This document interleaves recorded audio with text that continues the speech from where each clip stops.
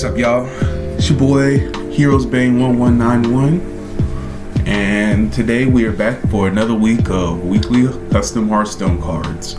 I just woke up again.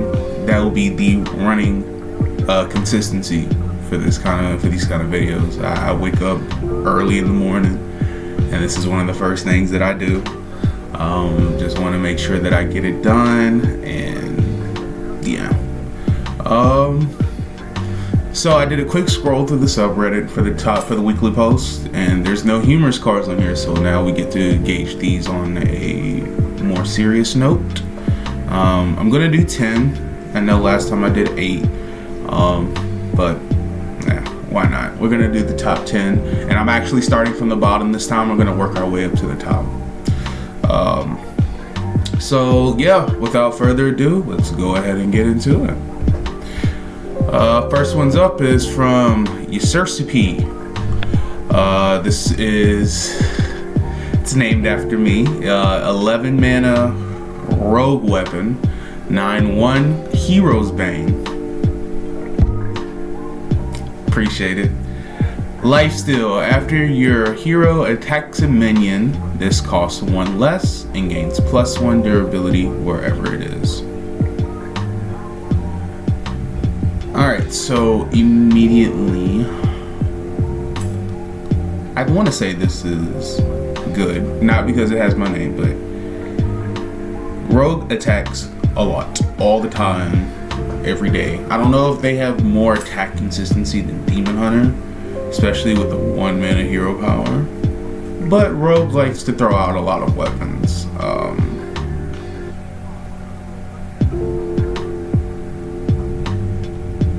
This could very problematically scale into something like super serious because of that +1 durability, right?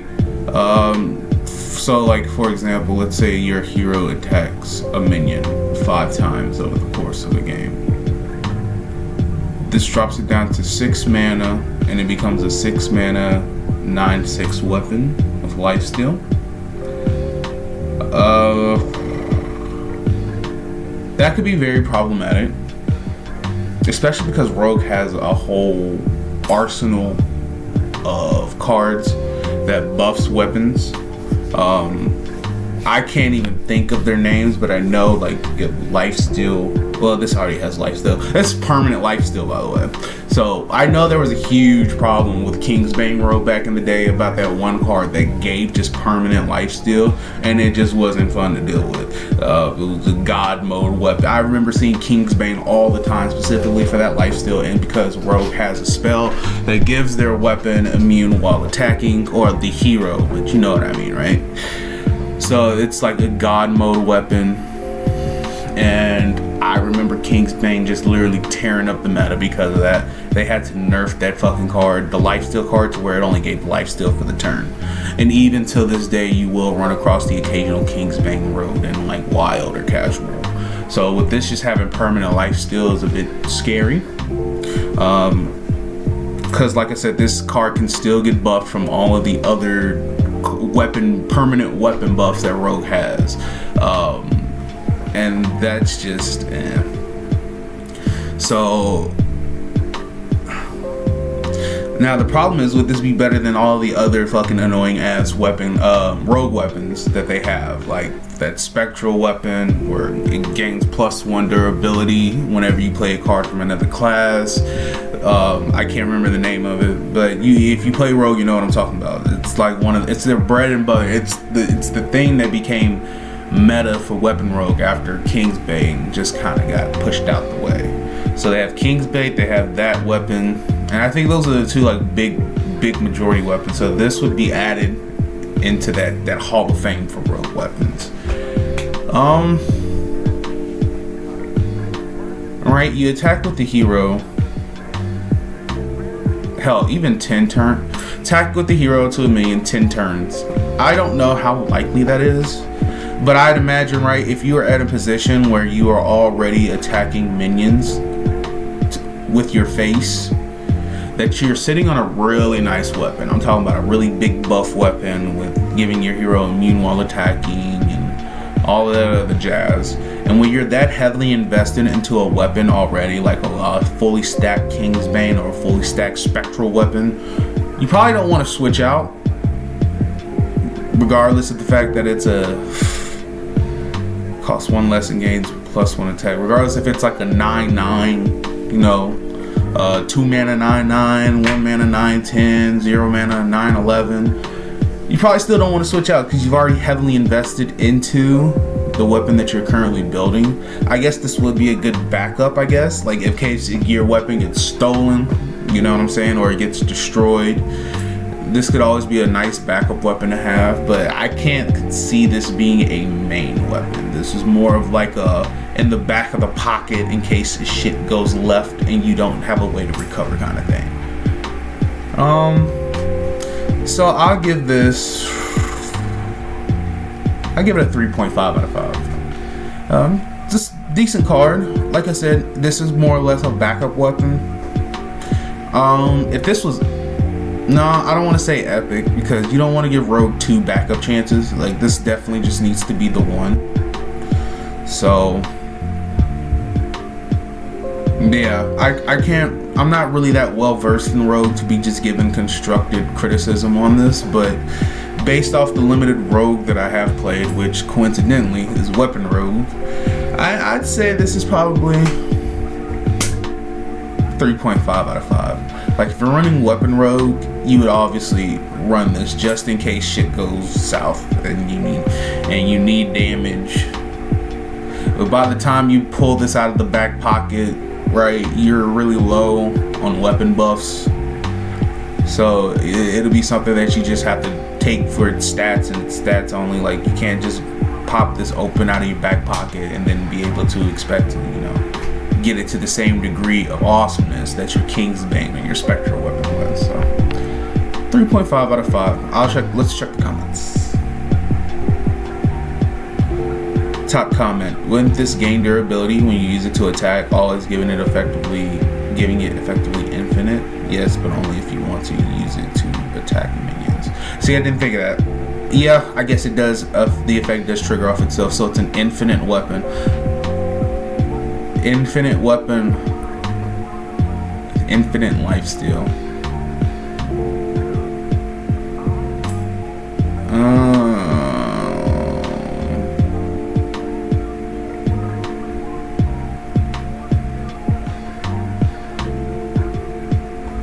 I don't know.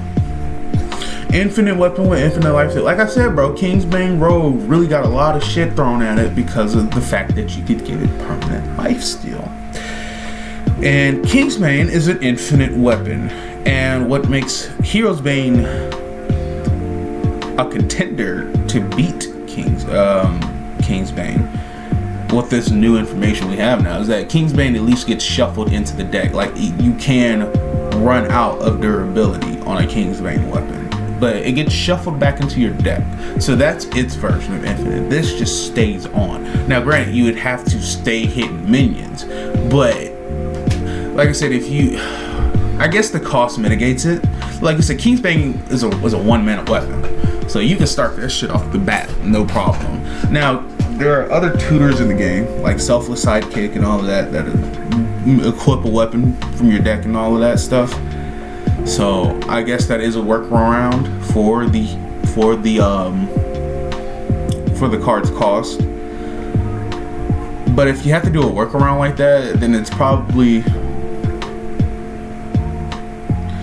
not worth it, right? Because like I said, Kingsbane is 1 mana, and the Spectral weapon is I think what, 4 or 3, one of those two, right?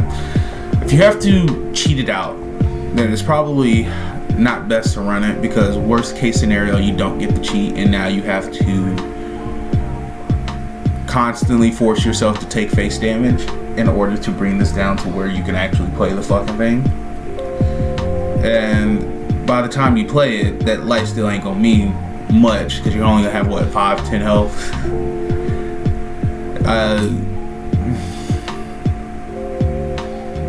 But it's infinite.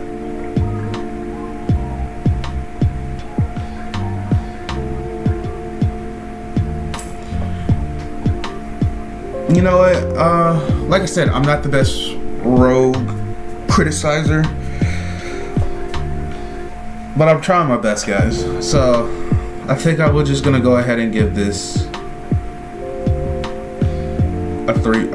We're gonna, for the sake of me not knowing any better, I'll jump this up to a 4 out of 5. It's a 4 out of 5 because of the infinite consideration. You put this weapon on, you won't have to take it off as long as you know how to juggle between hitting minions and hitting the hero.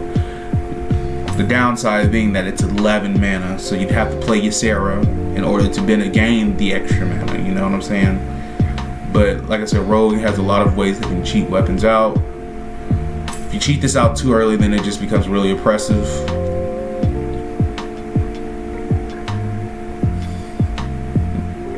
Yeah, I think I'll keep it at a 4 out of 5. 4 out of 5. So yeah, this is a solid card. This is a pretty good card, and it has my name in it. So yeah, appreciate that, you seriously. Nice job.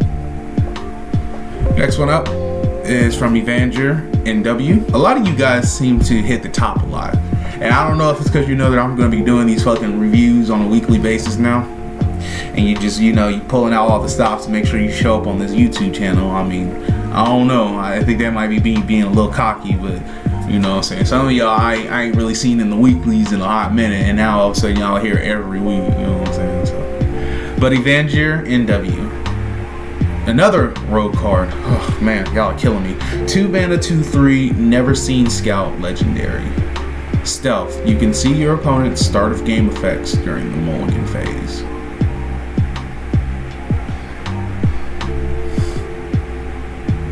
Okay.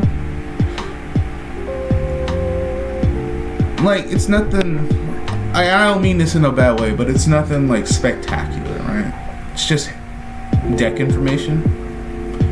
I don't know how useful it would be to know this prior to a game starting, right? You get to see your opponent's Ysera, your opponent's Prince Malkazar, your opponent's Baku or Gen. Because you can't change your deck to alter. You can't alter your deck to accommodate your matchup, right? It doesn't give you that it doesn't give you that ability. It just tells you, oh hey, this is what your opponent's gonna be running. So Rogue, it's not like Rogue is that well versed in control to where they can just have every answer to everything. And this, like I said, this doesn't give you any kind of option to be like, hey, do you want to change something up in the deck? You know, and because you're dealing with Gen, so you might want to. I don't know. It's already a pretty loaded card, you know, word-wise, right? 4 lines or less is the general consensus for a Hearthstone card. So I can't even say you'd add a sideboard effect to this card like ETC or some shit, and then you could swap out a couple cards. You know what I'm saying? To benefit from the fact that you can see what kind of start of game shit your opponent's running. Like if you see Ysera and like if Warrior is running Ysera and then that one Spore legendary where duplicating spores, if they're running that, then maybe a sideboard to where you could kind of deal with some certain degree of control warrior would be welcomed. You know what I'm saying? But based off it it's just free information. I can't really see this being too impactful. Okay, and I'm looking at the title, must have versus r/custom Hearthstone card creators. I get it. Custom Hearthstone has a lot of start of game effects. We went through this in, I think in our last video or the video before. You know, it's a very big problem in the subreddit. People just spamming start of game effects, not considering how broken they are because, you know, it's a free effect at the start of the game. But yeah, this is just an ordinary card, just hand information, 2 mana, 2/3 stealth. Just going off of this alone, I'll give this a 2.5 out of 5. Like I said, it's a card. I know it's a 2 mana, 2/3 stealth. You get to see some information. Not even something about what's in their hand. You just see the starting game effect. Nothing really to write home there about. So I give it a 2.5 out of 5, just off of my knowledge of rogue decks. Like but even with my limited knowledge of rogue, I don't really see rogue just, you know, jumping out of their skin to fucking craft this, or you know what I'm saying. So, but we'll check the comments. I'm probably wrong, but right now it's 2.5 out of 5. So let's pull the comments up. Okay, here goes some information from the poster. So this card can help during Mulligan by knowing what your opponent is playing. Example against Priest in the Wild. 1. Renathal plus Dark Bishop Benedictus is control. Dark Bishop Benedictus is aggro pirates. Neither. Some Nazami board combo, most likely. Did I say the name right? Nazamani board combo, most likely. If I'm correct, I think Nazamani is the extra turn. Extra turn priest. I'm probably wrong, but it'd have to be the extra turn, right? Because you drop a boar, yeah, you have to buff the boar. You know what I'm saying? So you want that to live to the next. But then again, the boar has charge. So I don't know. But I get what they're saying. They also say, I wouldn't say it helps rogue much, since they usually play pirates and solitaire decks in which you really care about adjusting your starting hand based on opponent, since you rarely care about that. At the same time, this card effect gets stronger as more start of the game effects are printed. So it's kind of what I said, right? It's just you kind of knowing what your opponent. But like I said, I mean, if you don't have a deck to deal with it, like if you're running just combo rogue, then what use does it? I don't really see much of a use to know that, oh hey, my opponent's playing control, but you know, I still have the same fucking wishing well rogue deck. You know, this needs to have some kind of sideboard influence. You know what I'm saying? It had like some ETC type shit. Because if you know your opponent is playing a counter to your deck, or he's playing some specific deck, you would want to have some access to cards that can counter it. I just, that's just my thought process on it. Let's top comment. So if both players had this, they would both see the Never Seen Scout in the Mulligan phase as technically a start of game effect, right? The comment below is, I'm just picturing the two scouts not even 2 inches away from each other with their binoculars touching. All right, that's funny.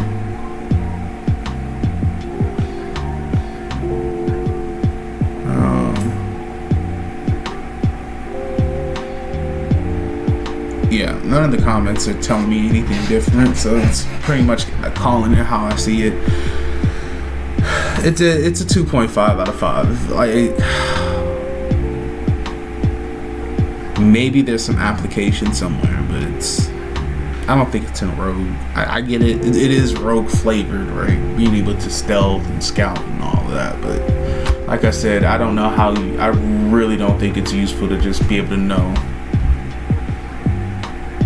what start of game effects are going to be happening during the Mulligan. I guess, like you said, you could swap out your Mulligan hand, but it's. If you have a good tempo hand, are you gonna really give that up because your opponent is running some start of game shenanigans, and then probably push yourself into a mid-late game hand and not have any kind of early game? You know, so that's a 2.5 out of 5. It's a card, so that's all I can say about it. But good job being on top. Next one is Mayfrey. Welcome back, welcome back. 3 mana, 3/4 Paladin Rare, Tempo Enforcer. Finale. Your opponent must play a 4-cost card first, next turn only.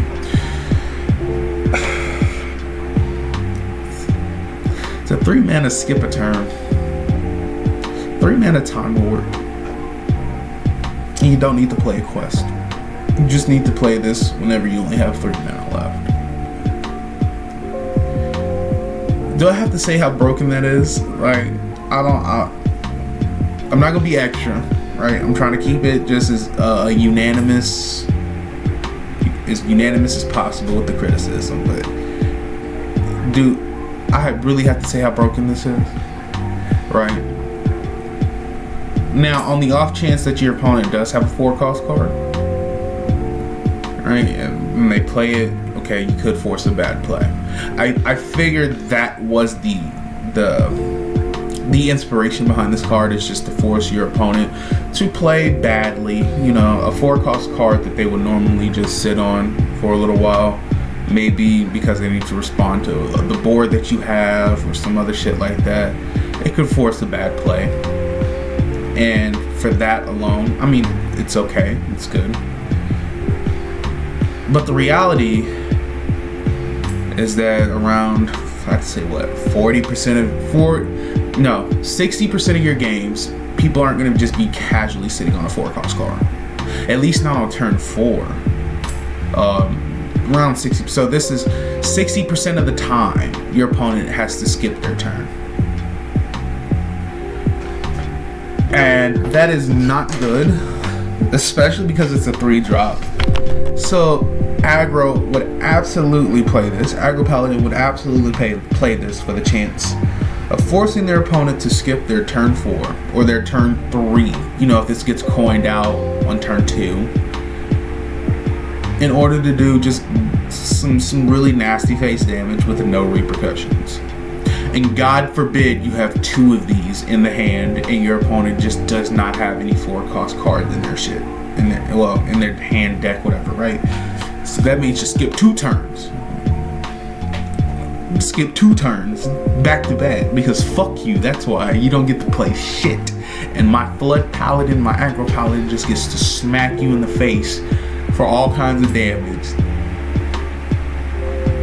This is broken, man. I'm not gonna get too deep in how I feel about it, but just know that this is broken. From what I'm seeing right now, this has to be a 1 out of 5. It has to be a 1 out of 5, man. There is nothing more. And look, there's a reason why the 2, I can't even say all of, because there's only 2 in the game. But the 2 cards that skip the 3 cards that skip a turn, because I almost forgot about one. The only 3 cards that skip a turn in the game are heavily conditional.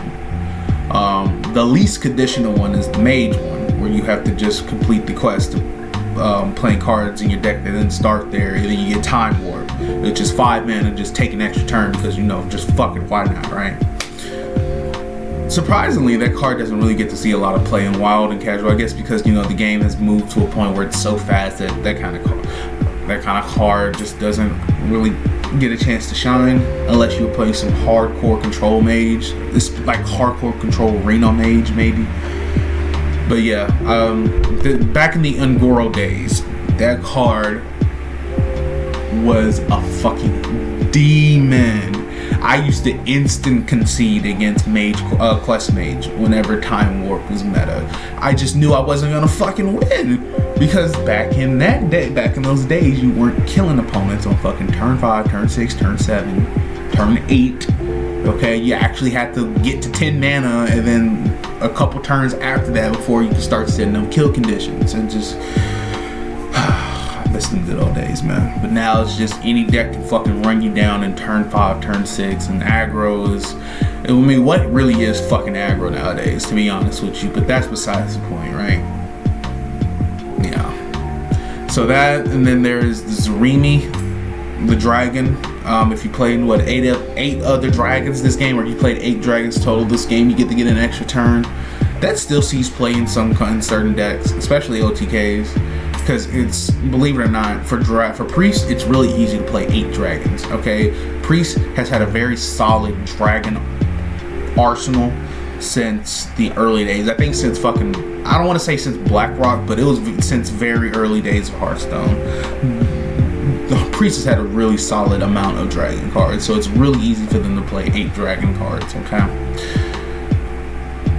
And there's that other one, Temperus, I think. Yeah, it's Temperus, and he's also a Priest dragon, and ain't that fucking nice, right? So Priest technically has 2 ways to skip turns. Granted, the downside of Temperus is that your opponent gets 2 turns first, and then you get 2 turns, and so that will just, that's Battlecry lose the game. your opponent getting unless you just have a really solid setup and you just have, and you know you have the health to mitigate whatever bullshit they're about to pull out of their ass, right? But Temperance is, yeah, it's like Duskfall and Aviana, but for Priest. If you don't know what Duskfall and Aviana is, I'm happy for you, because you've probably never seen that card get played. Listen, I've never seen the fucking card get played, and I've been playing this game since 2015. Late 2014, if you want to be technical, right? But yeah, we're not going to get into Duskfall and Aviana. Just know she's probably one of the worst cards, if not the worst card in Hearthstone ever. But yeah, Temperance is just not good. I don't think I've ever seen Temperance just being played in a deck ever since its inception or conception, but whatever. This would absolutely get played. Tempo Enforce would absolutely get played, man. This is the 3 mana 3/4. Skip your opponent's next turn twice. This is broken. It's 1 out of 5 for me. Let's go into the comments.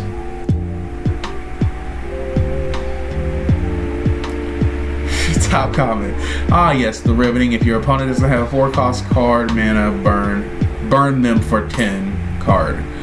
I don't get the burn them for 10. I thought it was going to say skip a turn, but burn them for 10. It's also the riveting 3 mana, skip your opponent's turn 3. See, there we go. That's what I was looking for, right? So, 4-cost card, mana burn. If the opponent doesn't have a 4-cost.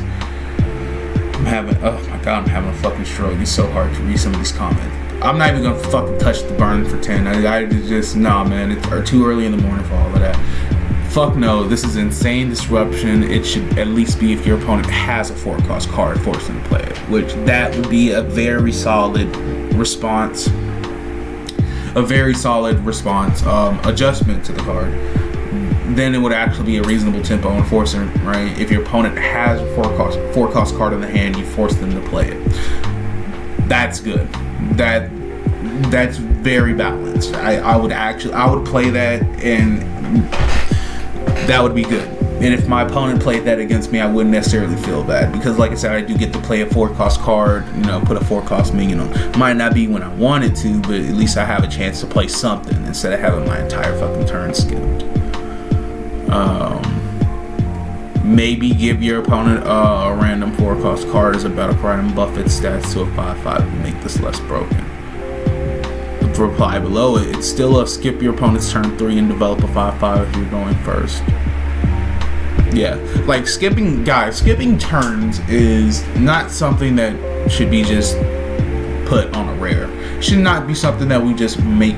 Listen, in all of the years that I have been on Custom Hearthstone, I have never once seen a skip your opponent's turn card get anything more than like 5 upvotes. The reason why is because in a card game, especially a card game like Hearthstone, it is very, very feels bad to have your turn skipped, okay? It does not matter what condition you set up for it. To know that your opponent gets a free turn is like a death sentence 9 times out of 10, and you can't do shit about it. It's really not fun. It's really not fair. I know we like to talk about start of game effects being unfair. Skip your turn effects are like worse, a million times worse.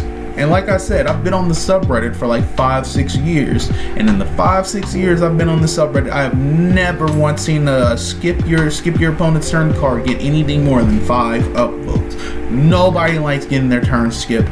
Nobody. So to put this on a 3 mana 3/4 on a rare, you only need 100 dust to craft a bitch. It's not even an epic. You need 100 dust. You have 200 dust. If you're just sitting on 200 dust and you're a paladin, why would you not make this card, right? This is 3 mana skip your opponent's turn in the early game. You would be a fool not to run this, man. It's broken, man.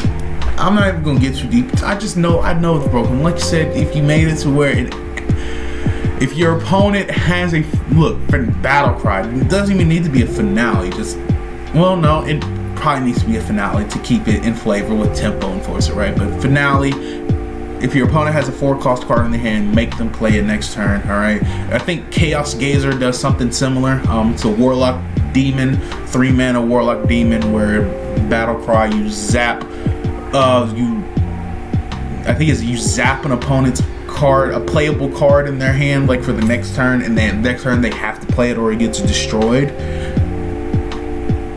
There, you just build it like that. You know what I'm saying? Just if they have a 4-cost card in their hand, you make them play it next turn. The way this is right now, Paladin would be tier 1 until this shit gets rotated out of standard, and then Wild Paladin would be tier 1 until the heat death of the fucking universe. I can't get behind this one, Mayfrey. I know you got 131 votes on it. I can't get behind it, brother. You know, it's a 1 out of 5 for me, man. But I hope the next one you make is gonna just throw it out and knock it out of the park. So like I said, on the other 2 ones, you've been really good. But you know, this one I can't get behind, man. It's a 1 out of 5 for me. And speaking of the goddamn devil, he's up here again. So Mayfrey, back with another one. 1 mana neutral location, rare. Academy of Engineers has 7 durability. Get a novice engineer. Okay. So 7 instances of 2 mana 2/1 draw a card, battle cry. Yeah, I think it's a 2/1. Novice engineer is a 2/1. 2 mana 2/1 draw a card. You get 7 instances of it over the course of 14 turns, right? Because it takes the locations reopen every other turn, I believe. So it's like, yeah, so over 14 turns, you get to draw 7 cards, and you get a board full of 2/1s. Okay, that ain't bad. It's neutral. I don't know how many decks would run it. I guess it's because it's on-demand card draw, and it's a body on top of it, right? Even though it's a 2/1, it's still a body on it. Is Novice Engineer Battle Cry? It is Battle Cry. It's not Death Rattle. It's Battle Cry, right? I want to look that up real quick. Novice. I should know. I've been playing the. Yeah, it's Battle Cry. I figured it's one. Oh, it's a 2 mana 1/1. Excuse me. It's not a 2/1. Been playing this game since fucking 2015. I guess it's because I don't really look. I haven't seen Novice Engineer since I first started playing the game. I'm just keeping it in a band, bro. Like, okay, cut me some slack. It's a 2 mana 1/1 Battle Cry draw a card. So you get a board full of 1/1s that draw a card over the course of 14 turns. Like I said, it's neutral. I guess for that alone, like some deck out there would probably give it a shot, but yeah, I can't really give any notes on this.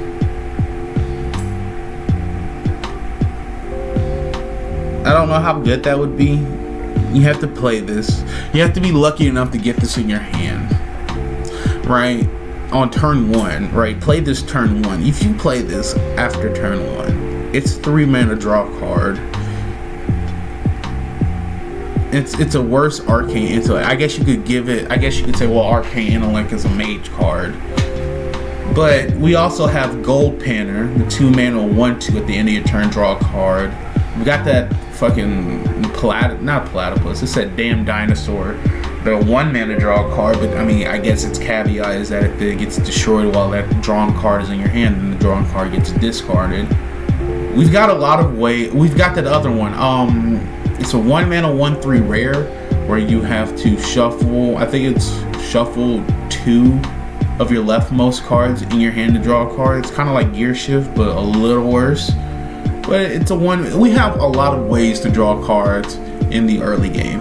I don't think this card is needed. The Academy of Engineers, I don't really think it's needed, especially for neutral. Like I said, all the cards that I just mentioned, the Gold Panner, the other, they're all neutrals. So I mean, I don't think neutral is in a spot right now where it's hurting for card draw. I just don't think so. I don't think this would see play. I will give this a 2 out of 5. I'd have to give it a 2 out of 5. I just don't really think this will see play. I get it. It has 7 durability, so it's some really sticky card draw. I get it. And people aren't really running that epic where you destroy locations, okay? People aren't running that shit back when locations were the big fucking deal, like Shaladra and all of that stuff. Or is it a Midrasil? It's one of those motherfuckers. But yeah, even then, people weren't slotting in destroying locations in an ETC or even in the main thing. It wasn't a thing, and I don't think this is going to change that. I don't really see. We'll have to see. Right now I'm giving it a 2 out of 5, but let's check the comments. I might be missing something here.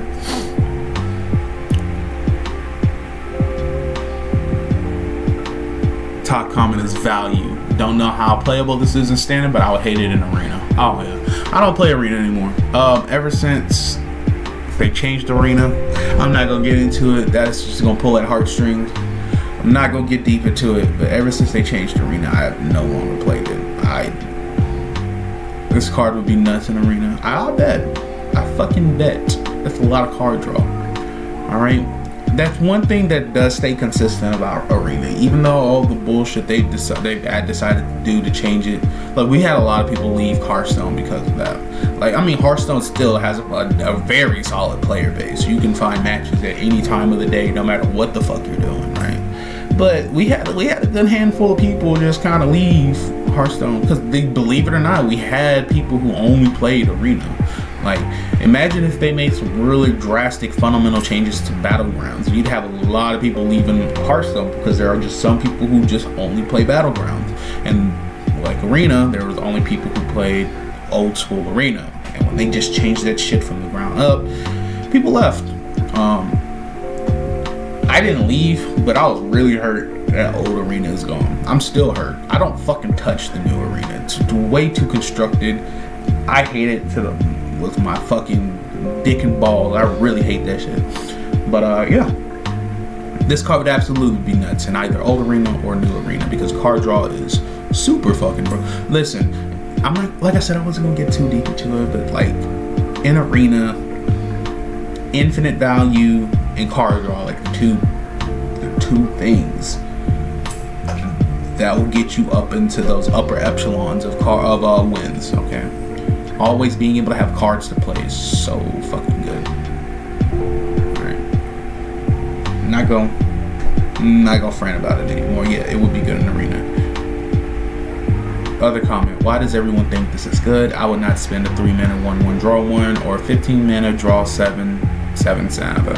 As mostly a control player, I don't ever find myself struggling for draw and have enough already. Exactly. There's a lot of card draw in the game, bro. Isn't arena also the king of tempo? Like, I think this card would be like a 5/6, like 5 mana or 6 mana. I'm assuming that's what you're saying, or durable. I don't know. No, you wouldn't be talking about mana. I think you'd be talking 5 out of 6. I think 5 out of 6 out of 10. I don't know. You should have clarified that. It's good, but nothing to cry home about, as it's okay to top deck into.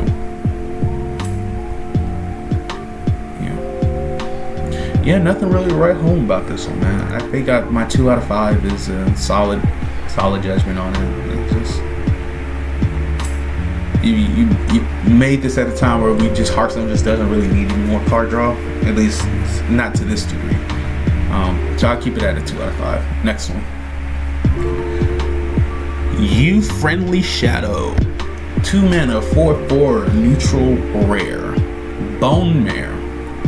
Battlecry, destroy friendly minion. Oh, and it's also undead. 2 mana 4/4 Battlecry, destroy friendly minion, undead. I love it. I like it. I like it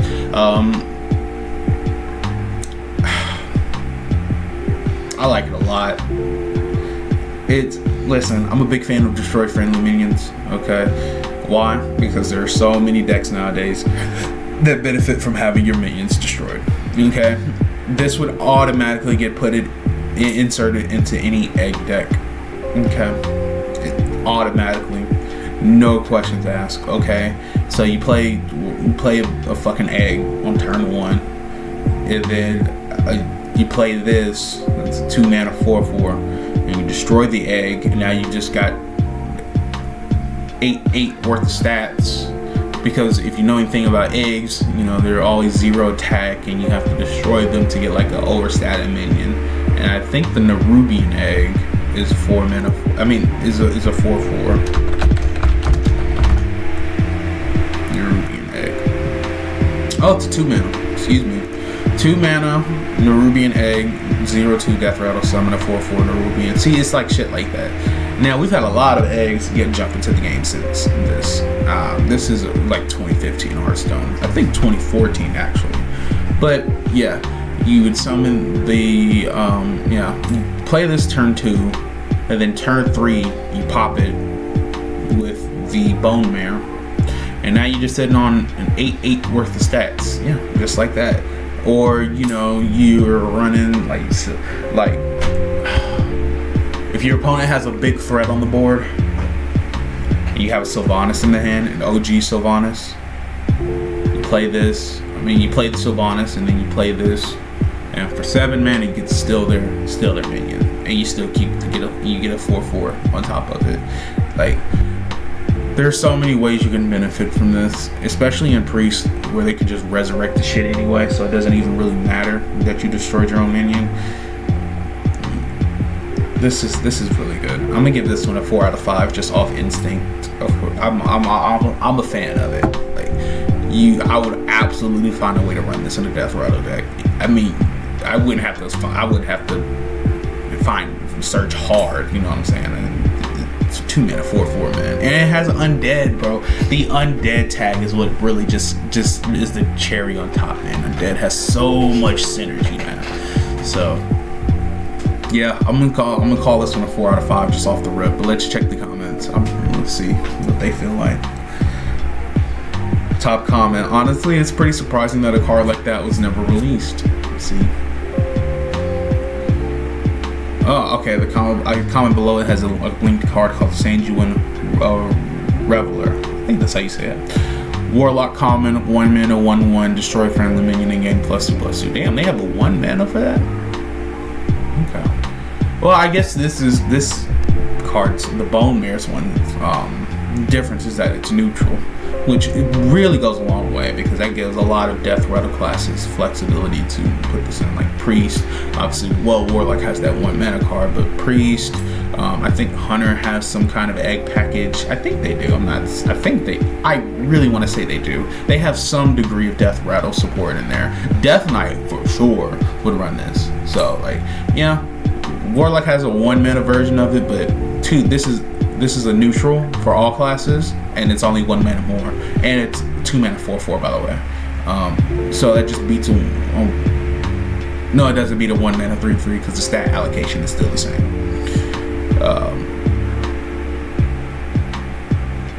Probably a bit too strong for empty boards. This is likely the reason this would probably be a 2/3 that gains 2/1 if you kill something. Fair. That's really fair. If you do play this on an empty board, it's a 2 mana 4/4. That's just. Would aggro DK, would a triple unholy aggro DK hold out a turn? Would they stop themselves from playing a body bagger or something in order to make sure that they get this, if they clean this out on just turn 2? Maybe. It's 2 mana 4/4, dog. That's a lot of stats for turn 2. So I think aggro would hold out 1 turn just to play this, and then just maybe coin, if they have coin out the 1 mana body bagger or some shit. I think so, but yeah, going off what this is now, this is a 4 out of 5 for me. I like this card. So good job. Next one up is from Minor LJ. I think that's what it says. Minor LJ. 3 mana. Okay, I want to read the title on this one so we get some clarification. Classic cards if they were 1 mana more. 3 mana, 3/2 rogue, defies Taskmaster, and it's an epic combo. Summon 2/1, defies bandits and pirates. Obviously, you know what? I don't know why I said obviously. I mean actually, pretty good card. I think if this card was, if they had to change the Defias, obviously this is a callback to that one Defias card. I think it's actually, is the name Defias Taskmaster? I really don't think it is. I think it's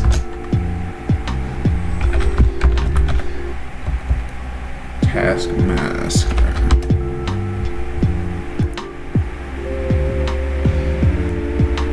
Oh my god, I can't remember the name of it. It's one of the most iconic cards in the game. Defias Ringleader, that's what it is. Yeah, Defias Ringleader, it's a 2 mana 3/2 combo summon a 2/1 Defiance Bandit. This is our town scrub. Yeah, beat it. Yeah, that's iconic, bro. Iconic as a motherfucker. But yeah, this is a 1 mana more. 3 mana, 3/2, but you get to summon 2/1 Defiance Bandits. I think it would see play. It would absolutely see play. Like, you have to, obviously you gotta trigger it, right? So it's 4 mana, 3/2, summon 2/1 bandits. I don't know if it should be an epic, because the ringleader is a common, so this could get away with being rare. I don't know if it should be an epic, but well, the ringleader doesn't have the pirate tag. That slipped my head. Yeah, the ringleader doesn't have a pirate tag, but this one does have the pirate tag. So maybe it does need to be an epic, because that gives pirate aggro some pretty wicked synergy, right? Some really wicked synergy, honestly. But yeah, you play some pirate aggro, you're gonna have a lot of 1-drop pirates, and then chances are you're gonna be sitting on one of those cards where if you play a pirate, like Ship's Cannon, you deal 2 damage to a random enemy whenever you play a pirate. Or that other one, I think it's whenever you play a pirate, draw a card. So you play a 1 mana, you play a 1-drop with those in play, and then you play this, and that's 3 cards in one card. So draw 3 cards, deal 2 damage to a random enemy 3 times.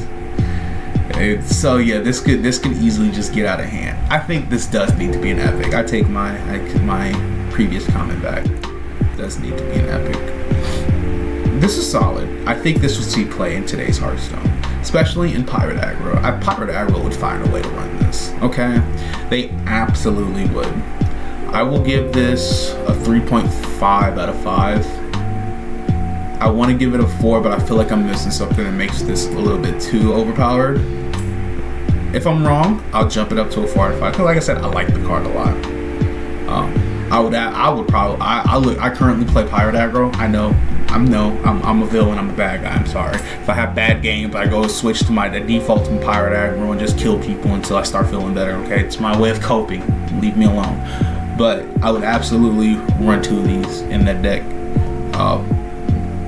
Because there's so much you can do with it. But right now, I'm 3.5 out of 5, but that will likely change once I read the comments. So let's pump it.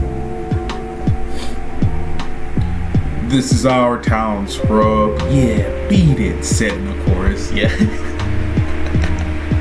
I love it so much, man. This is everybody's saying the joke. This is our town scrub. Yeah, beat it. What he said. I love this community sometimes, man. Y'all's comments just kill me sometimes, man. The comment below it says, I read the last line in a dumb ogre voice automatically and can't really read it normally now. I don't. This is our town scrub. Yeah, beat it. What he said. He's that one dumb friend you just bring along because he helps the vibes out, but he's not good for anything else. What he said. It reminds me of Cho'Gall. Cho'Gall, yeah, you know, just has the dumb ogre voice on one of the heads, and just okay. We're getting off topic here. That's a funny comment. Could you imagine dropping 7 foreign stats on turn 2 in OG Hearthstone? I don't think they could have taken it. The other comment in the comment below is, but 8/8 Edwin is fine. Okay, you need 4 cards and not just the coin. Yeah, this couldn't survive in this would not be printed in Classic Hearthstone. Obviously not. No 7 mana on turn 2. What the fuck? No. Oh my god. No. But this is augmented for Modern Hearthstone. So for Modern Hearthstone, it's good. One of the comments says nothing about this card makes it epic though. See, that was my original thought on it. Like, if you don't know, I've said it in another video, but if you don't know, like, color coding your rarities is dependent on the card's functionality. Like commons, regular cards. Rares are better commons. But an epic is supposed to fulfill a niche role in your deck that makes your archetype flourish. Like, it's not supposed to be epic. You shouldn't, when you make a deck, You should just not be going for epics instead of rares and commons. Like, you should have more rares and commons in your deck, way more than you do epics, because epics are not supposed to be those kind of cards where you're just like, ooh, I want 20 epics in my shit. No, they're supposed to have very niche effects. It's something that just really helps. Like, I keep repeating myself, but it helps your deck. It fills out all of the loose ends in your deck. That's what an epic is supposed to do. And in order for it to do that, it has to have some very niche conditions or very niche effects. That's what makes an epic, right? If you're running a very specific kind of deck, chances are you're gonna need a couple of epics in order to balance it out or round it out. So it's one of those it's one of those sticky things. You know what I'm saying? But yeah, I might go back and say that this just needs to be a rare. But it has the pirate tag, man. I don't know. It's a toss up. I think I'll just stick with saying that nah, it needs to be a rare, not an epic. I'm not even gonna give the pirate tag a pass into saying that, oh, it should be an epic, because, you know, pirate tag. It's a better common card. So I'm going off of what I literally just said. I'm going to follow my own rules here. This needs to be a rare. But outside of that, everything else on the card is kosher. I'm going to give this I think I'm going to keep it at a 3.5 out of 5. Yeah, 3.5 out of 5 seems like a very reasonable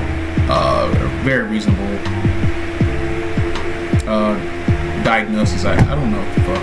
Listen, I just woke up, give me a break. But yeah, solid card, really good card. I would absolutely run it in a pyro deck just to see how it goes. Good shit. Next one out, Mayfrey. Dude, you are on here 3 times.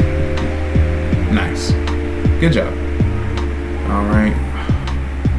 There's this referencing a video. It says go watch Warren's tech card video. I'm not gonna watch the video. I'm gonna just be completely honest with you. I rate these cards off face value. 0 mana. Is that deep? That's Hunter, right? That's not Demon Hunter. 0 mana Hunter card. Ultra Gigantify. Got it. Ultra Gigantify. 0 mana common. Transform an enemy minion into a 14/28 Ultra Gigasaur. Draw a card. Alright, so it's 0 mana, draw a card, but you give your opponent a fucking wicked ass minion. With the C play, no. No. Unless, well, maybe I'm being too harsh. Because Hunter does have some ways of just destroying a minion outright. You know, deadly shot.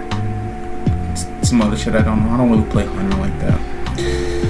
But would you really waste a deadly shot or some other way, or would you waste a big game Hunter?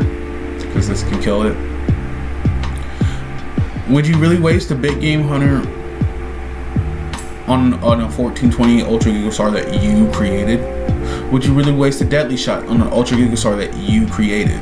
And if so, that's a 3 mana draw card or a 4 mana draw card. It's not a 0 mana draw card anymore. That's you gotta think of it like that, man. It's not. I would absolutely never play this card ever. Giving my opponent a 14/28 just so I can get 29 card deck or 28 card deck, but they get 2 free 14/28s. Absolutely not, man. Absolutely not. And you put it in a Hunter of all classes. One of the classes that just has the least amount of ways of just permanently killing a minion. I guess you could argue that they have a lot of poisonous minions in their arsenal, but most of their poisonous minions don't have rush. It's just poisonous. But even if you play poisonous, like that one card where the rush and poisonous, and then quick draw, gain immune this turn. It's a beast. It's 2 mana draw card, man. 2 mana draw card. It doesn't have a humorous tag, guys. This does not have a humorous tag, so I don't think it's supposed to be. And like I said, I'm not gonna watch Warren's tech card video in order to be like, oh, I get it. Like, no, I'm calling it how I see it, and as I see it, this is a 1 out of 5, like all the way. I can't give this even a 1.5. Dude, You're giving your opponent 2 14/28s to draw 2 cards for free. 28 card deck. No. This is a 1.5 off the rip. I can't get behind this. Maybe I'll check the comments. Maybe they're telling me something I don't know. Big Game Hunter has become irrelevant again. No. Dude, you do not want to Big Game Hunter this. You do, but you don't. Right? Because you're wasting a Big Game Hunter to draw a card? It's a 4 mana draw card, and then you have to destroy a 14/28 that you created. That means you are down 1 Big Game Hunter, and you don't think that the opponent has 2 big ass minions in the deck. And when they play the first one and you Big Game Hunter it, sure, but when they play the second one, now you don't have a Big Game Hunter. And it's because you decided to transform one of their minions into a 14/28 Ultra Gigasaur. It's not good. Him at Nessun, I get it. I guess, well, insane Death Roll synergy in Hunter.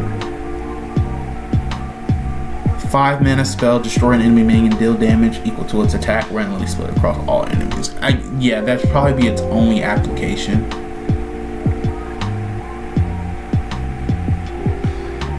Tourist the least, Ultra Gigantify, Hero Power Attack, Prey.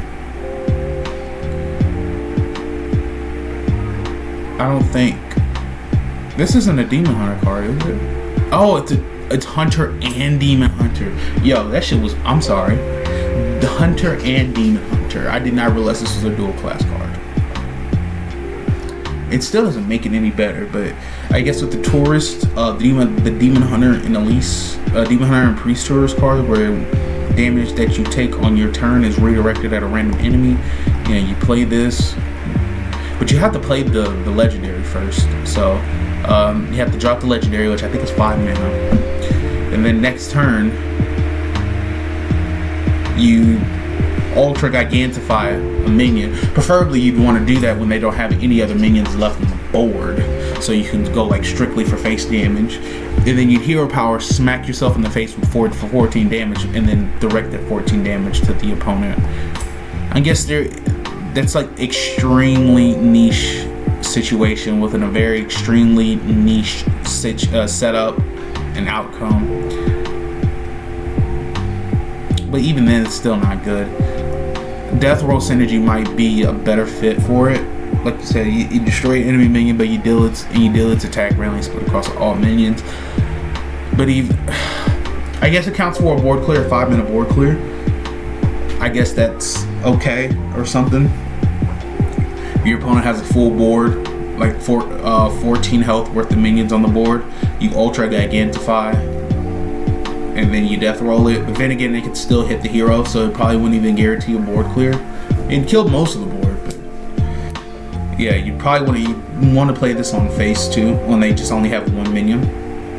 You can just smack their opponent for 14 damage, which surprisingly enough isn't enough to just kill anybody outright. Probably not even enough to deal half damage.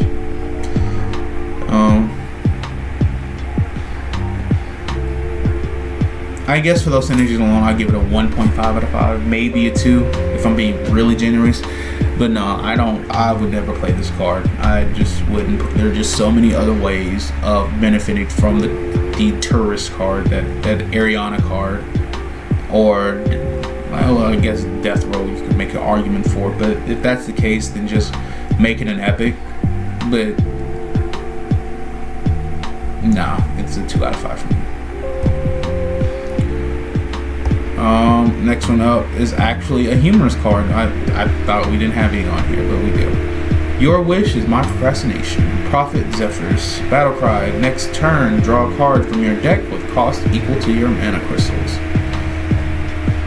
Okay. The heart of the card, Yugi. It's a humorous card. I'm not gonna really spend too much time on this one. I think this is the only humorous card in the set for this week. Next turn, draw a card from your deck with cost equal to your mana crystals. Is that broken? Probably not. It's just an on-curve draw, right? If you're sitting at 10 mana, you play this, you draw a 10 cost card, or something like that. Or if you have 7 mana, you play this next turn, you draw your rag. I'm so old. You draw whatever popular 8-cost card is nowadays. You draw that. You know, now granted, you have to make sure you don't draw the card that you want to draw for Prophet Zephyrs early. Otherwise, Prophet Zephyrs just becomes an on-curve draw. But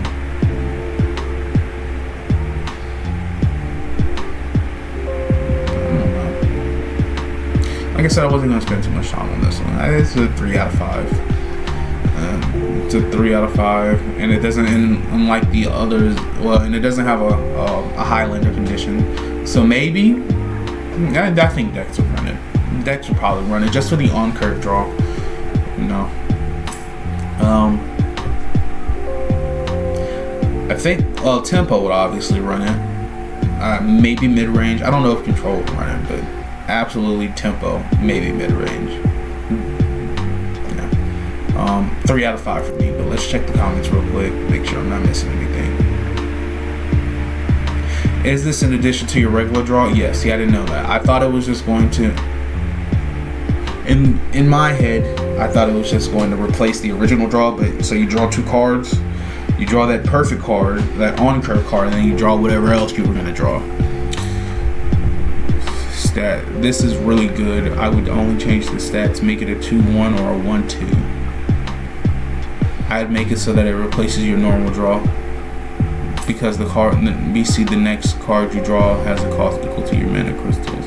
That's what I was thinking. It replaced your original draw with a more refined on-curve draw. But drawing 2 cards, I don't know about that.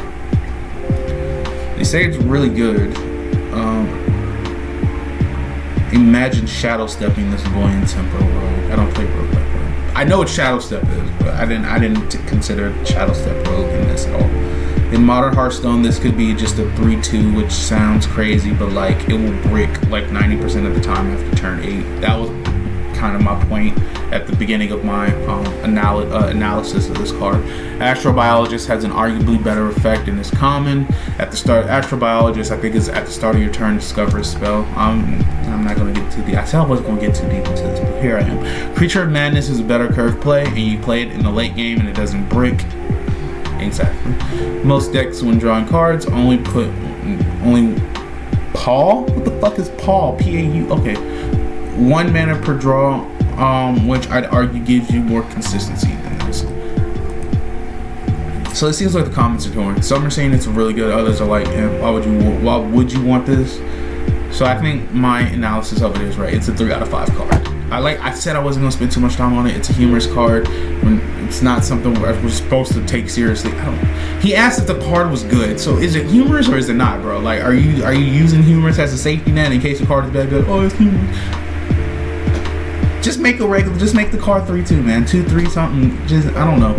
3 out of 5 as I see it right now. Next one up. Mayfrey. 4 times, bro. 4 times. You're killing it. You are killing it. Hey, man, you put in the work, you get the results, right? 0 mana neutral, common, barely a body, undead. 0 mana 2/1, but mana thirst 5, die. You don't know what mana thirst means? That it means if you play it after you naturally generate 5 mana crystals, so turn 5 or beyond it, this dies when you play it. Obviously, it's supposed to be one of those high risk, high reward aggro cards, right? You want to make sure that you have this on the field before turn 5, otherwise it just dies. But my immediate thought of this is that Death Knight would run this shit regardless. Especially Triple Unholy would run this regardless.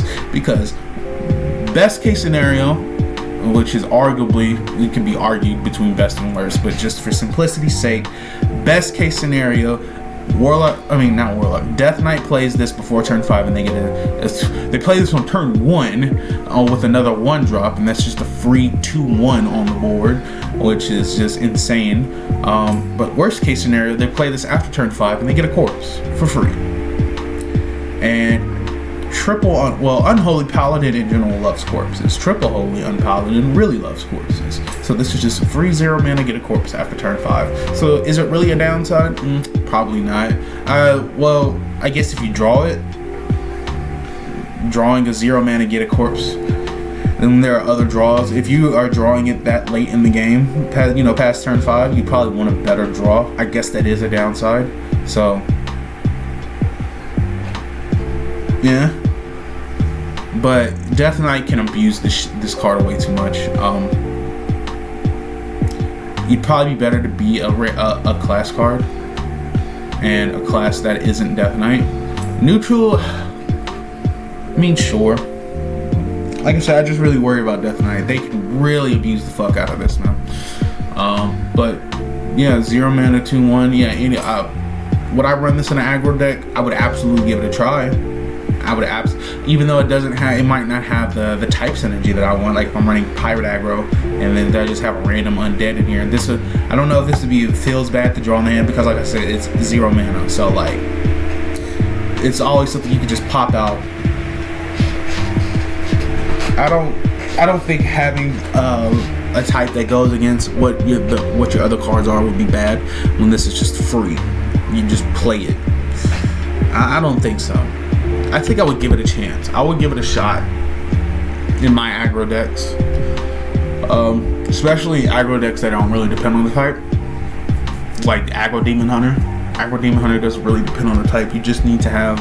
It already has strong early game board presence, and having this on top of it is just chef's kiss, right? I'm gonna go off the top of my head and say this is a 3.5 out of 5. It might even be a 4 out of 5. Might be a 4 out of 5, but as of right now, I think I'm more comfortable saying it at a 3.5 out of 5. But let's check the comments and see what they say. This is very strong in my opinion. It dying after turn 5 when most aggro decks are looking to end the game anyway means its downside barely applies.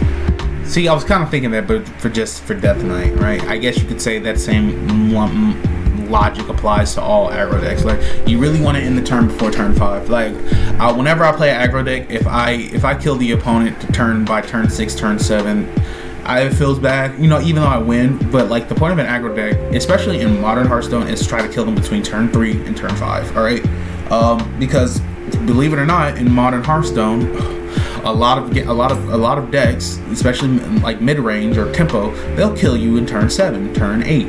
All right, we're not in the days of Hearthstone where you are making it past, just casually making it past turn 10, unless both y'all are playing some kind of heavy control center deck or some kind of contrived OTK deck where you need the extra turns in order to kill your opponent in one turn. It sucks to say, it really does, because I'm an old man waving his fist. You damn kids, that's me. Okay, I miss classic Hearthstone. I wish they never took it out the game, but yeah, I'm getting off topic here. Yeah, most games nowadays in modern Hearthstone, especially Wild, will kill you turn 7, turn 8. All right, so if that is the normal expectation for kill time, then aggro needs to be half of that in order for it to be considered a good aggro deck, which is like turn 3, between turn 3 and turn 5. All right, so aggro would absolutely try to run this. I don't want to say it would be an auto include in every aggro deck until the heat death of the universe, but the aggro decks would absolutely give this a try, because like I said, best case scenario, you play like, for me, like pirate aggro, right? You know what I'm saying? I played my 1 mana 1/3 pirate. I've got that card in the hand, that other pirate 2 mana 2/2. When you play a pirate, this jumps out from the hand into the battlefield. So that's a free 2 mana 2/2. And then you've got Patches the Pirate, which is a free 1 mana 1/1. So that's already 3 mana and 3 minions on the board turn 1. And then you just happen to have 2 of these in the hand, or 1 of these in the hand. That's 4 minions on the board turn 1. That's pretty solid, man. I feel like I would give this a shot, and I feel like a lot of other aggro decks would give this a shot too. And I don't think the downside is really that bad. Like I said, they want to finish this at turn 5, so the downside rarely applies. And for aggro DK, especially unholy aggro DK, that downside is a plus, because they get corpses, which feeds into like their cards like Grave Strength, where you give your minions 1 attack, or you spend 3 corpses to give them +3 attack. This absolutely feeds into that kind of archetype too. So Death Knight aggro would absolutely run this, and I'd say it's a 50 to 60% chance that other aggro decks run this. I'll give it a you know what? I'll give it a 4 out of 5. I'd say this is a 4 out of 5. I was gonna say 3.5, but this might have more application than I'm letting on. So 4 out of 5. Good job. Nice aggro card. It's so nice to see an aggro card on the weeklies. You never really get to see aggro because everybody's like, oh, I hate aggro. Oh, fuck aggro. Oh, aggro. I get you. I get it.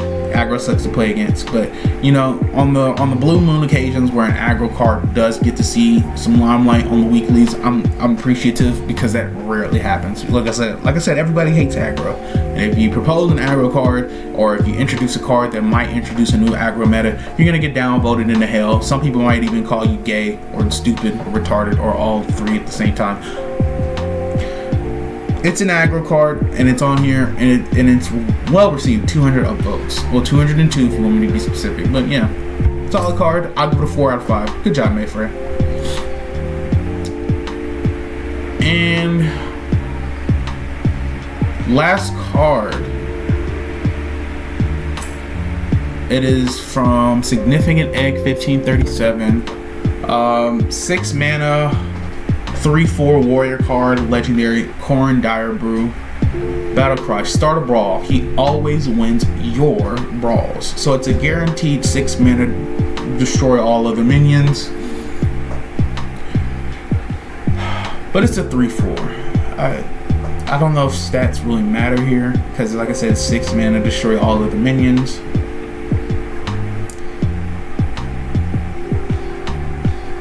It's very obviously an upgrade from Badlands Brawler. If you don't know what Badlands Brawler is, I think it's a 7 mana warrior card, 7 mana 4/4. You start a Battlecry, start a brawl, and if you excavate it twice this turn, that card always wins.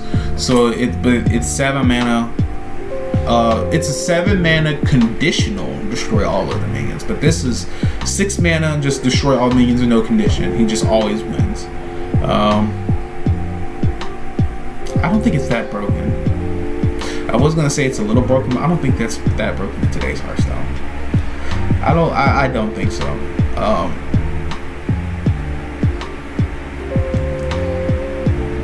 He always wins your rolls. Like, it's a standalone destroy all of the minions. Like, what I was thinking of is that Baron, what the fuck is his name? Baron. It's a 3 mana warrior paladin dual class card where it's Battlecry, it's 3 mana, it's a 3 mana minion. Battlecry, set the attack of all other minions, set the health of all other minions to 1, and then death rattle deal 1 damage to all minions. So you could so that's a 4, I mean, worst case scenario, that's a 4 mana destroy all minions, but you have to do, I don't know. I don't think this is that broken. I think this is a very, I would want to say this is a balanced card, actually. I don't really see it just tearing up the meta for real.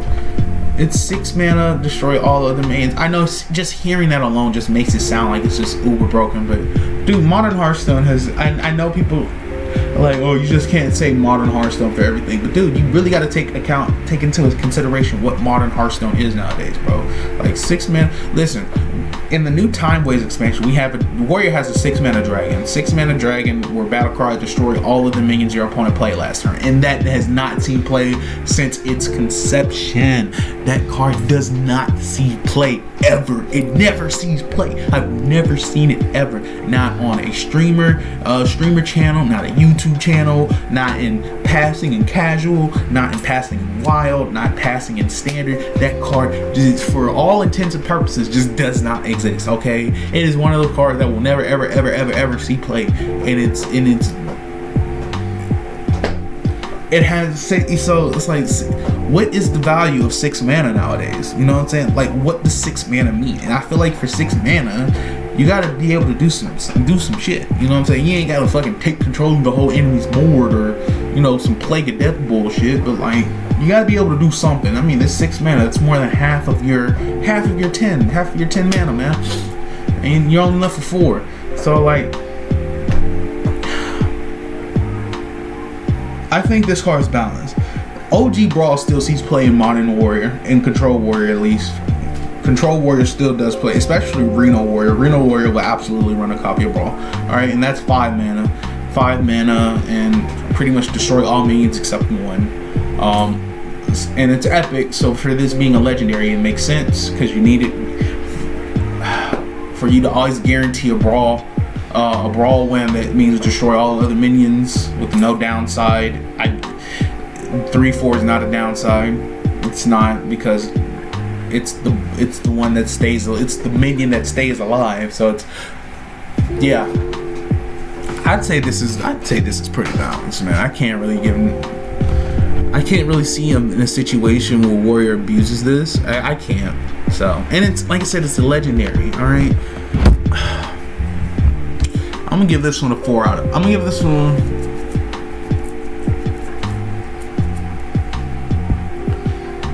I'm gonna give this.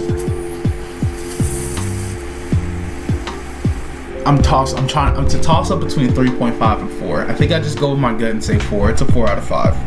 It's a solid card, man. I can't be mad at it. It's a solid card.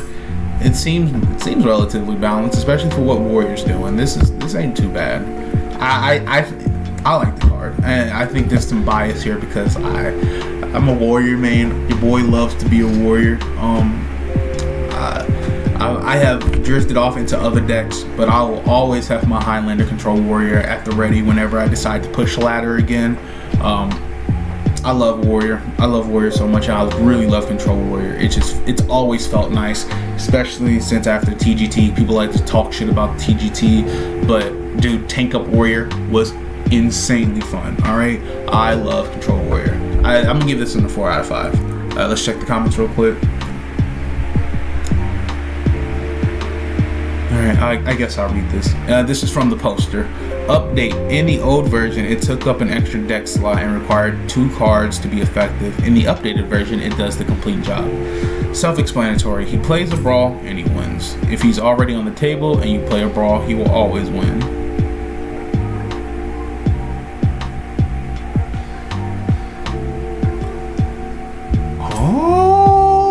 I didn't think of that. So the always wins your brawl is like an ongoing effect.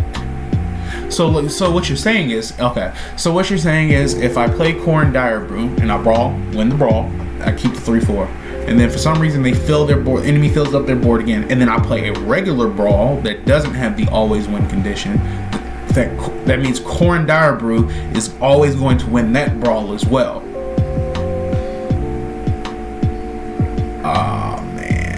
Oh man, this is a 4 out of 5 card. This ain't no 3.5. This is a 4 out of 5. Dude, okay. I didn't realize that was going to be a sticking condition. That's so fucking good. So if there are 2 of them, one each side, the text is quite explicit. Yours. Therefore, wins the brawl of whoever played it and keeps it on the field. Fair. Good. If the enemy also has it on the board and plays the brawl, their enemy Corn survives. Okay. If there is more than one of these on the field on your side of the board, either from your battle cry or the spell played, the spell text overrides his. The only one survives, chosen randomly. Okay. Top comment: this is very similar to Badlands Brawler. Only difference is that this wins the future brawls as well, but I'd wager it's probably been cleared by them, so it doesn't make much difference. It's pretty much what I said, right? Badlands being conditional. Comment: isn't a 6-mana 3/4 battle cry destroy all other minions kind of insane? And the comment below it says in 2016, yes. Today, no. And then the comment below it says brawl is still played in Warrior. Okay.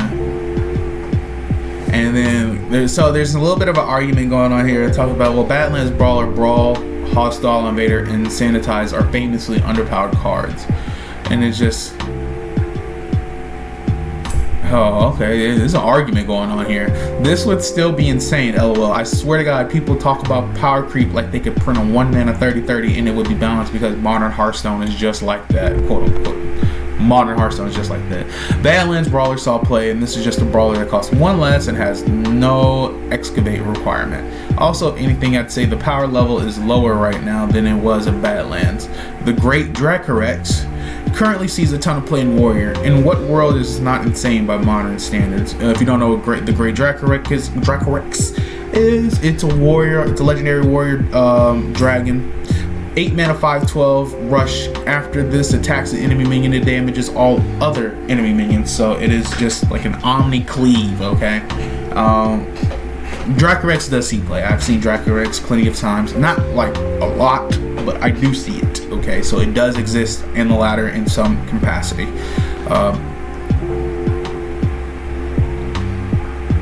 This seems too strong. This doesn't seem. This seems perfectly balanced. So okay, comment section is a little torn up, and they're using Badlands Brawler as the benchmark, and I completely understand why. I don't think this is that bad though, man. I really don't think this is that bad. Not enough to be starting a whole argument over it. Like, I know we want to use Badlands Brawler as the benchmark. It's 7 mana, conditional, always win the brawl, but this just always wins it regardless. And the fact that it has an ongoing status, right? An ongoing effect where no matter what kind of brawl you play, whether it be Badlands Brawler or regular brawl, Corn always wins your brawls. Like I said, I've got warrior bias, man. I love the card. 4 out of 5 for me, man. I would absolutely run this in Control Warrior. There's no doubt about it. So I'm just going to say that this is just a solid card. This is a really good card. I really enjoy it, and I'm really happy that it is at the top. And you'll hear why I'm putting quotations like that. But yeah, it's a really solid way to end off the video. This is really good card. I love it so much, man. I would play the fuck out of Corn Guy, bro. This is really good. It's 4 out of 5 for me, man. I'm not gonna touch it anymore. It's good where it is. Good job. Well, that is the end of the list per se. However, there is one more card that is actually at the top of the weekly boards. It's mine, but I'm not gonna really cover it, and the reason why is because this card has 10 panels to it, and we're already almost an hour and 30 minutes in, and I'm not. If you want to see the card, I'll show like maybe the first 2 panels. But if you want to see the rest of what this card can do, just go on the fucking subreddit. It's right there on the top of the weekly page. You don't have to go far at all. It's the first card on the top, okay? But I'll just give this is an honorable mention. I don't want to take away from the guys who have done their due diligence. This is an honorable mention. This is not my top here, okay? It is technically at the top though, and this is mine. It's called Diablo, Lord of Terror, 7 mana, 8/8 demon, neutral, legendary minion, rush, start of game. If this is in both players' decks, combine them to become a boss. And the boss card being a 10 mana, 2 attack, 300 health boss card. You can read it. I'm gonna leave it there. I'm not, like I said, these are the only 2 panels I'm going to show. It has like 10. If you really want to look into it, just go on the subreddit yourself and look it up. All right. And if you don't find it on the weekly subreddit because you came on this video late, my username is in there. If you can't read that, it's HeroesMain1191. Just go down the list. You'll find it. Okay. And don't be peeping too hard into my account, motherfucker. Just look for the damn card, okay?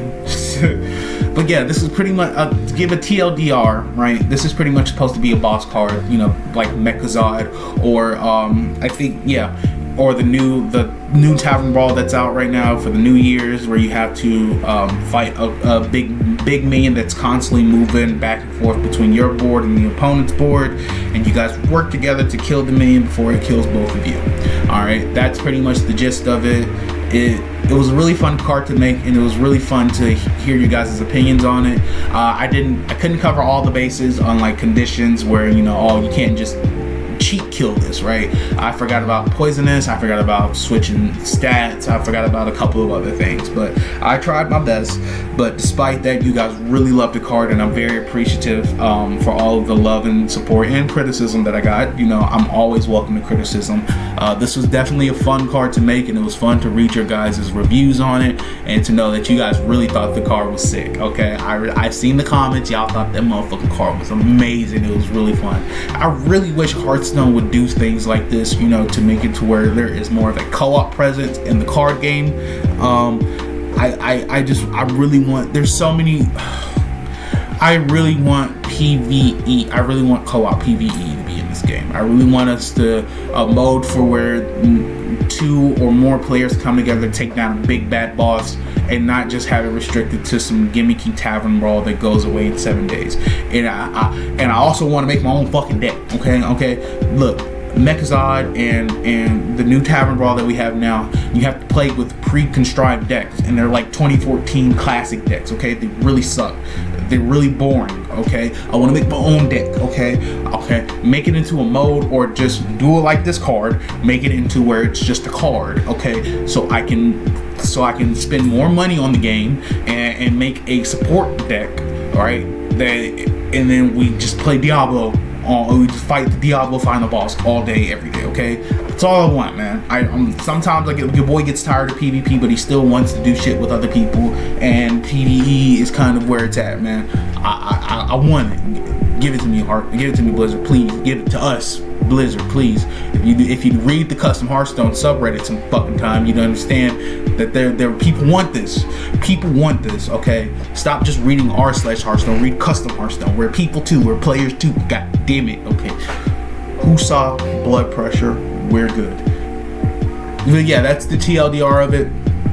Like I said, if you want to know more about it, just go on the subreddit or go on my page. You'll find it. But that's pretty much it, guys. This was another week's worth of Custom Hearthstone cards. Pretty solid week. We had a couple more flukes in here than normally, but that's just the name of the game. You win some, you lose some. You win some, you lose some, but you live to fight another day. All right, if you ever seen Friday, that's where that's from. Okay. But yeah, good job to everybody on the list. I'm happy you guys were on here. You guys put the work in, and now the results are here. No further comments to make. Yeah, I suck at ending these things off.